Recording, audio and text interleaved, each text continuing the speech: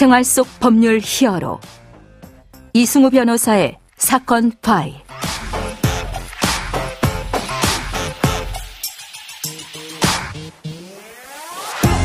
안녕하세요. 사건 파일 이승우 변호사입니다. 각종 사건 사고에서 여러분을 구해드리겠습니다.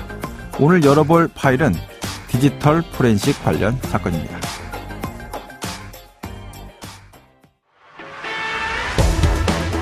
어떤 회사는 내부 고발 직원의 PC를 포렌식해 대화 내용을 증거로 모으고 소송을 건 경우까지 있었습니다. 기업은 이제 사내 감사팀이나 이 컴플라이언스 팀을 설치하고 이 기업의 여러 가지 프로토콜을 관리하고 있습니다. 전자정보에 대한 이디스커버리, 그러니까 일상화된 이 영리법계 국가들은 아주 중요하게 이 디지털 포렌식 그리고 내부의 전자정보의 관리에 대해서 많은 신경을 기울이고 있습니다. 이제 우리나라 기업들도 마찬가지고요. 이 디지털 포렌식 절차 그리고 이 기업 내부의 감사, 적정성, 적법성 확보 이것 자체도 굉장히 정확한 파악을 해야만 하는 그런 시대입니다.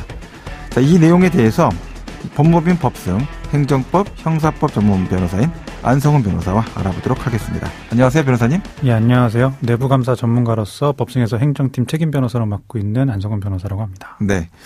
자, 지난 시간에 우리가 이제 사내 감사와 관련된 디지털 증거 사건 2006년도 판례를 한번 살펴봤었거든요. 네. 적법하게 사내 감사를 진행할 때 지켜야 될 어떤 여러 가지 기준들이 있고 절차가 있다. 뭐 이런 내용들이었습니다. 네. 좀 더 이제 체계화된 좀 진일보한 판례들이 좀 여러 개가 나왔을 텐데 그거 오늘 설명해 주시는 거죠? 예, 그런 사례들을 같이 설명드리고자 합니다. 네네. 사내 감사 활동은 필수적인데요. 그런데 이제 감사를 담당할 직원에게 수사권이 있는 것도 아니고 네네. 소개해드린 것처럼 정당 행위로 인정되지 않으면 범죄가 될 수도 있기 때문에 항상 아슬아슬한 경계에서 일을 해야 하는 부담이 있습니다. 그렇겠군요. 그런데 회사에서 지급한 컴퓨터는 업무 수행을 위한 것이기도 하지만 근로자의 사생활과 관련된 자료들도 보관되어 있을 수 있고요. 네네. 그렇다고 근데 그 컴퓨터를 조사하지 않고 그 메신저 내용을 조사하지 않고 실효성 있게 그 직원들의 비위 행위를 조사할 다른 방법이 있지도 않습니다. 네네. 그런데 제대로 조사도 하지 않고 또 섣불리 징계나 해고를 했다가 후에 법원에서 그 징계가 위법하다, 해고가 위법하다고 하면 손해배상도 이만저만 해야 되는 것이 아니거든요. 네네. 예, 그래서 주의해야 될 점들이 많이 있습니다. 자, 내부 감사가 적법성이나 적정성 절차를 위반했다라고 하게 될 때 이게 이제 피해다라고 확정이 되게 되면 실제 손해배상까지 진행된다 이런 얘기신 거죠? 네, 맞습니다. 배상액은 얼마나 될까요? 예, 뭐 손해배상액을 구체적으로 뭐 개개 사안마다 다르겠지만 일단 네네. 감사 방식이 잘못돼서 개인의 사생활을 침해했다고 인정되면 네네. 위법한 행위가 될 거고요. 예. 위법한 행위로 해고까지 됐다 그러면 해고가 부당한 해고로 인정된 기간 동안에 임금을 다 줘야 된다든지 그럴 수 있겠군요. 아니면 뭐 부차적으로 위자료까지 인정될 수도 있는 경우가 있을 수 있고 해서 네네. 그 손해액이 상당할 수가 있습니다.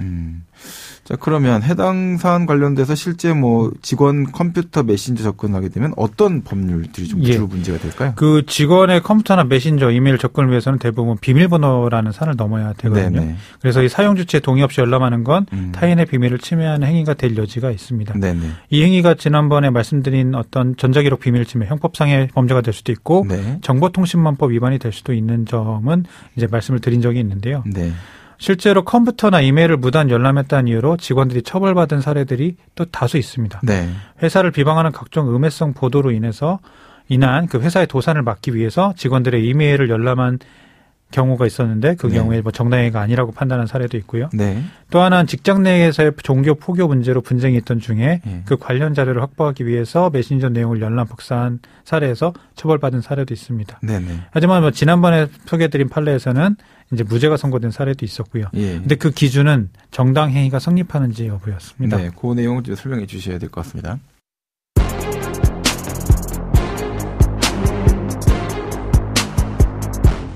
네, 이제 많은 분들이 그 부분이 좀 궁금하실 것 같은데 그렇다면 적법하게 내부 감사를 어떻게 진행하느냐 이걸 좀 말씀해 주셔야 될 것 같습니다. 예, 그러면 그 정당화가 되기 위한 방법은 어떻게 취해야 되는지 한번 두 가지 사례를 통해서 설명드려 보도록 하겠습니다. 네네. 하나는 뭐 판결례는 아니고요. 네. 법원이 실제로 이제 조사를 한 방법을 하나 샘플로 가져왔습니다. 그런 샘플이 있습니까?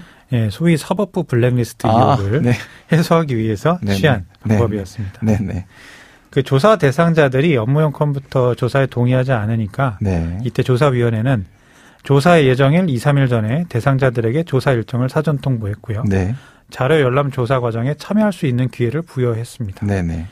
필요한 검색어를 한정해서 그 검색어가 포함된 파일들을 추출하는 방식으로 조사 대상 범위를 굉장히 제한적으로 축소를 했습니다. 네네. 그리고 조사 대상 파일의 외부 유출을 방지하기 위한 보안 유지 조치.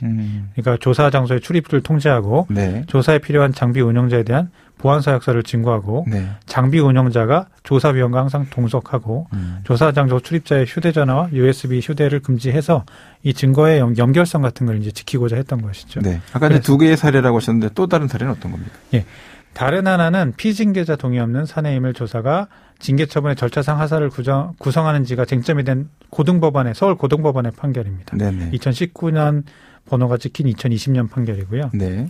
여기서 법원은 사용자는 근로자의 업무상 비위행위에 관하여 의심할 만한 상당한 이유가 있고 사실관계 확인이나 징계자료 수집을 위해서 불가피한 경우에는 형사소송법에서 정한 것과 같은 엄격한 절차를 거치지 않더라도 제한된 범위와 목적 범위 내에서 사내 이메일을 검색 열람할 수 있다고 봄이 타당하다고 했습니다. 업무상 비행에 대한 의심을 하고 있고 그게 상당한 이유가 있어야 된다. 네. 그 경우에는 형소법에서 정한 엄격한 절차가 꼭 아니다 하더라도 네. 확인할 수 있다라고 한 건데 요거 관련된 좀 구체적인 내용들이 더 있을 것 같은데요. 네. 근데 그러면서도 단서를 많이 달아놔서 네. 사실상 형사소송법에 준하는 것이 아닌가라고 할 정도로 그렇습니다. 네.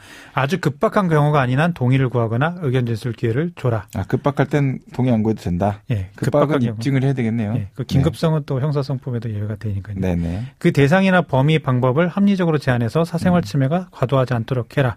다 훑어보는 건 안 된다 이런 얘기군요. 네, 맞습니다. 네.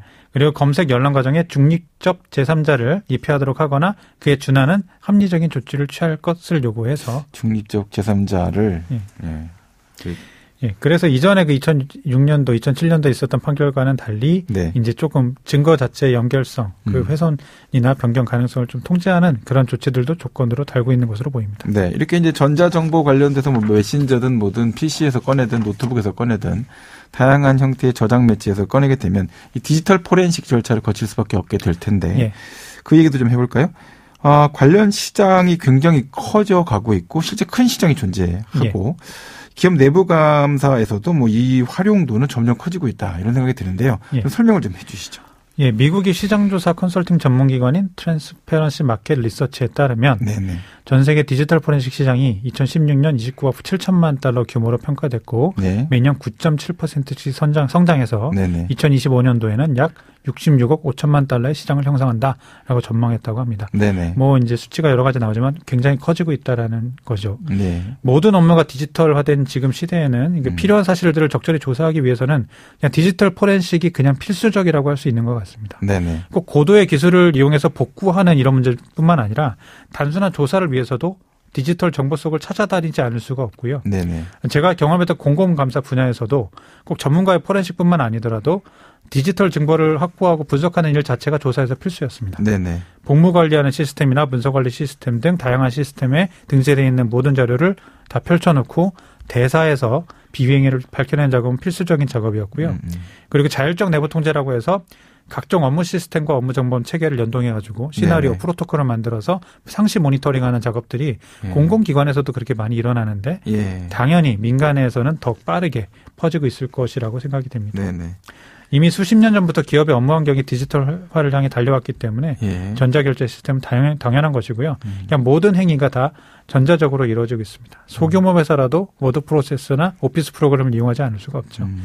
예, 디지털 포렌식 대상이 되는 전자매체들은 거의 우리 모든 행위를 담지하고 있기 때문에 사생활 침해가 될 위험이 크다는 것은 여러 번 말씀드린 바 있습니다. 그래서 네네. 엄격한 요건 하에서만 그 디지털 기록에 접근하는 것이 허용되는데 네. 디지털 포렌식에 대해서 엄격한 적법성 관리가 필요하고요. 네. 그래서 다양한 전문가들이 모여서 디지털 포렌식의 기술적 쟁점뿐만 아니라 적법성 쟁점이 굉장히 많이 연구되어야 되고 수사나 여러 가지 수사뿐만 아니라 모든 조사 절차에서 표준적인 기준이 만들어져야 할 것으로 생각이 됩니다. 네. 지금까지 안성훈 변호사와 함께했습니다. 오늘 말씀 고맙습니다. 예, 감사합니다. 생활 속 법률 히어로 이승우 변호사였습니다. 내일도 사건에서 여러분들을 구해드릴 사건 파일 함께 하겠습니다.